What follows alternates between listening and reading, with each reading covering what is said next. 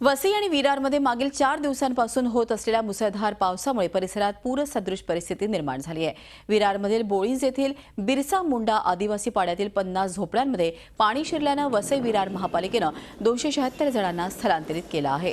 या नागरिकांना महापालिकेच्या वतीनंच सर्व व्यवस्था करण्यात आलेली आहे।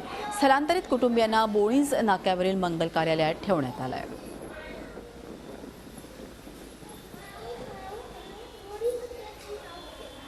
विरार बोळींज एरिया जो आहे त्याच्या पाठीमागे जेपी नगर झोपडपट्टी आहे। जेपी नगरच्या पाठीमागे झोपडपट्टी आहे। ती झोपडपट्टी म्हणजे आदिवासींची पूर्वापार चालत आलेली घरं आहेत। तिथे पाणी भरलं होतं। त्या पाण्यामधून त्यांना काढून आपण इकडे स्थलांतरित केलेलं आहे। साधारण 50 झोपड्या होत्या, त्यातलेही 201 लोक आहेत। त्यांना आपण इथे स्थलांतरित केलेलं आहे। त्यांच्या खाण्यापिण्याची व्यवस्था केलेली आहे। 2 वेळचं त्यांना जेवण दिलं जातं आहे, नाश्ता दिला जातो आहे, चहा पाण्याची व्यवस्था केली आहे आणि त्याचबरोबर औषध पाण्याची व्यवस्था केलेली आहे। झी 24 तास रहा एक पाऊल पुढे।